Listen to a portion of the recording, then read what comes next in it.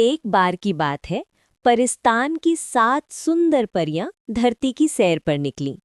परिस्तान एक ऐसा स्थान है जहां केवल परियां, जादू और खुशियां ही रहती हैं। वहां न दुख होता है, न रोना, न शोर। लेकिन धरती की सुंदरता की बातें परियां अक्सर सुना करती थीं। इस बार उन्होंने सोचा, चलो धरती की सैर करें। वे 7 परियां धरती पर उतर आईं। जैसे ही उन्होंने धरती को देखा, वे हैरान रह गईं। चारों तरफ हरियाली थी। बड़े बड़े पेड़, रंग बिरंगे फूलों से सजे बाग, कलकल करते झरने, नीला आसमान, पहाड़ों की चोटियां और खुले खेतों में लहराते सोने जैसे गेहूं। धरती सचमुच बहुत सुंदर थी। जहां भी उनकी नजर पड़ी, उन्हें कुछ नया, कुछ अनोखा देखने को मिला। पशु कूदते भानते इधर उधर दौड़ रहे थे, पक्षी मधुर गीत गा रहे थे और आसमान में बादल धीरे धीरे उड़ रहे थे। परियों को सबसे ज्यादा सुंदर लगा एक बगीचा। वहां के फूल इतने रंगीन और खुशबूदार थे कि परियां उन्हें देखते ही रह गईं। उनकी चारों ओर रंग बिरंगी तितलियां उड़ रही थीं। उन तितलियों को देखकर परियों का भी खेलने का मन हो गया। परियों ने एक जादू किया और खुद को तितलियों में बदल लिया। अब वे भी रंग बिरंगी पंखों वाली तितलियां बन चुकी थीं। कोई नीली, कोई लाल, कोई पीली, कोई हरी। वे फूलों पर बैठती, फिर उड़ जाती, कभी गुनगुनाती, कभी झूने जैसी पत्तियों पर झूल जाती। हर दिन वे उस बगीचे में आकर तितलियां बन जाती और खेलती रहती। ये उनका रोज का काम बन गया था। धरती पर आओ, तितली बनो, खेलो और गुनगुनाओ। एक दिन की बात है, बगीचे में एक छोटा सा बच्चा आया जिसका नाम हरजोत था। वो बहुत प्यारा और जिज्ञासु बच्चा था। वो फूलों के बीच खेल रहा था, तभी उसकी नज़र एक खास तितली पर पड़ी। ये वही तितली थी जो असल में परी थी, सबसे सुंदर, सबसे चमकीले पंखों वाली। हरजोत ने बिना सोचे समझे झट से उसे पकड़ लिया।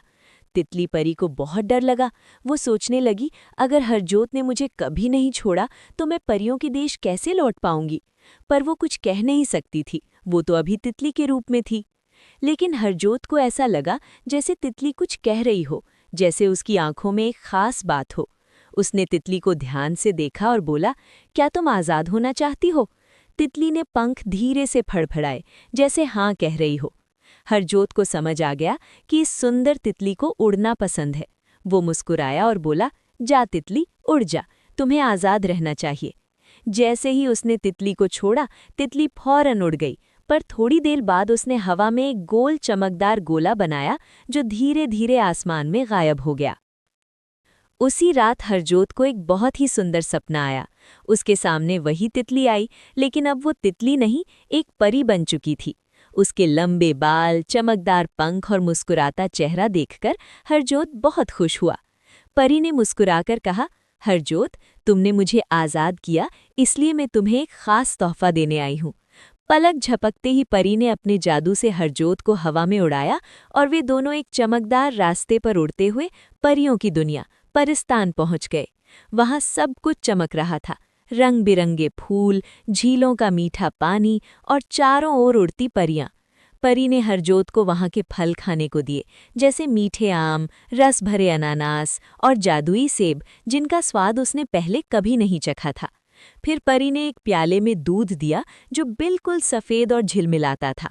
हरजोत ने जैसे ही एक घूंट पिया, उसे लगा जैसे वो उड़ने लगा हो।